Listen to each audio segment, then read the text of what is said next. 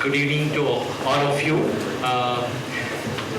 Respected Dr. Pawar, chairpersons, moderators for the session, the lovely audience, Kerala team, my very near and dear friend Dr. Sachin, who is here, known for last many years. It's indeed a pleasure to be amongst you, especially at this IAMICON, Indravadan Ambalal Modi Innovation Conclave 2014. I feel so much honored since this is my fourth program amongst IAMICON. I did it in Jodhpur, Jaipur, Bombay, and this is being the fourth city where there is a faculty. I know Dr. I.M. Modi, Mr. Modi for last many years. In fact, when the Polycake was launched, it was the Indian Medical Association Mumbai West chapter and felicitated, so he was invited over there. And when he was coming to Mumbai, I requested sir if he can have a couple of other meetings because we were a part of National Society for Prevention of Heart Disease and Rehabilitation. So he was very much into preventive cardiology. So he at once said yes, so he had a back-to-back meeting. In the evening I said, sir, I know that you must be really dead tired with so many meetings and all which you have been attending. So he says, no, nothing like that. I said, sir, I can understand. And at that time, his age was 84 years. So I said, at 84, if you are saying so, you are not tired. He said, but I don't feel so. I am just 24 years young with 60 years of experience. And that kept me totally silent. You know, the gentleman who says that I am just 24 years, it means he was feeling so much young at heart and there were a lot of things to learn from it. Innovation was not just his passion. He had real interest took innovation as a science, not as a commerce. So that was the difference in that. So friends, before I start my today's talk, this is all. Okay.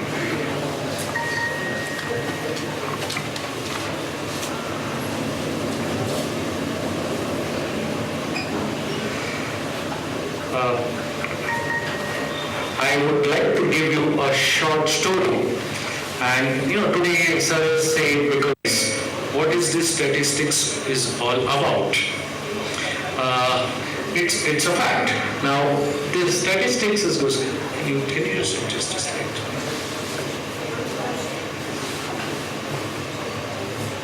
Lakhs. All of us, when we say physicians, it is the doctors across all specialities. So they always consider as a physicians, a doctor over there. The accidental deaths, this is very important. None of the doctors kill anyone purposefully. It is always, so whether it be Chhattisgarh or any incidents, it's always accidental deaths. Caused by physicians per year are 1,20,000. So accidental deaths per physician are 0.171, and this is statistical courtesy of US Department of Health Human Services. Now let's look at the guns. Now guns, when we see the number of gun owners in the US is 80 million. The number of accidental gun deaths per year at all age group is 1,500. So the number of accidental deaths than gun owners. So listen, doctors kill more people than guns. In fact, that not everyone has a gun, but almost each and every family has at least one doctor. So the moral is we need to keep ourselves updated to prevent this. So friends, which is so much true, and I'm going to talk on today's talk, that's on cardiovascular risk management, challenges and solutions. We know there are a lot of challenges which has been there when we are discussing on this aspect. So what are the factors which we are going to cover in this? What are the challenges? Changing epidemiology, early detection of risk factors. We have the clustering of multiple risk factors like dyslipidemia, obesity. So first time the Indian criteria which came for metabolic syndrome know is published in 2003, which states that abdominal obesity, look at all the parameters, the values have gone down drastically. Look at for male more than 90 centimeter, for female more than 80 centimeter. Triglycerides more than or equal to 150 milligram per dl. HDL for male less than 40, for female less than 50. Look at the blood pressure values. More than or equal to 130 by 85 millimeters, you fulfill one criteria. So suppose a subject walks into your clinic and you see his blood pressure is 132 by 86. For all practical purpose, you will tell him, oh, you have a normal pressure. Blood pressure screening, non-fasting cholesterol. Now the concept is changing for dyslipidemia. When you go for a screening purpose, you don't require a fasting cholesterol. The nice guidelines is given, you have to go for a non-fasting cholesterol measurement. Now we always talk of evidence-based. Is there evidence? Yes. The nutrition, when we talk of diet evidence, first evidence came from Mahabharata.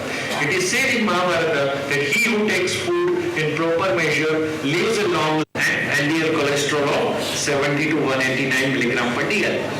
Aspirin for primary prevention was a very debatable rule, but in the circulation there has been clear-cut guidelines has been mentioned, especially for patients who are diabetic with additional risk factors. Yes, there will be a role. So aspirin, beta blockers, lipid-lowering acid emitters. If you give one after the other, everything you add it, you can have a 75% CVD risk reduction, which is possible. There came the first concept of polypill, which was given by none other than Professor Nicholas Ward. This was a paper which was published in British Medical Journal. Over 750 trials involving 4 lakh people were assessed, and he came out with this concept of polypill. And then there was a recommendation from various elite organizations from Adila Pharma itself, Polycap.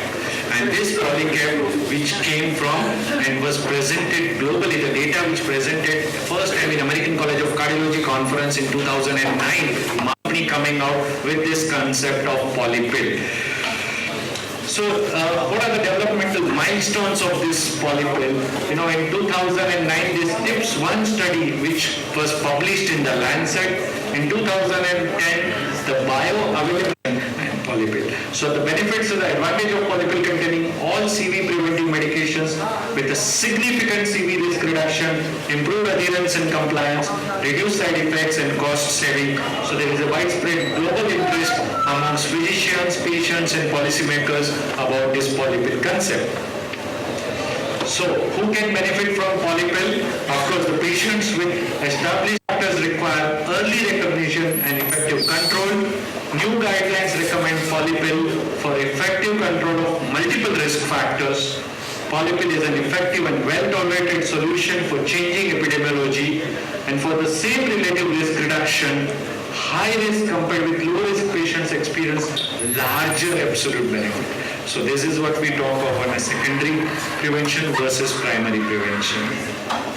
This is the St. John's Research Institute, from where it's a national coordinating center for all the polycap trials, that is TIPS K, TIPS 3, and I have been lucky enough to working with Professor Dr. Salim Yusuf, where we have done right from beginning all the clinical trials. I have been a principal investigator. So I would say that a nice Chinese proverb, I don't know how to read it, it's some Chua Cha Chu Cha, but what it means is that superior doctors prevent the disease, mediocre doctors treat the disease before evident, and inferior doctors treat the full-blown disease.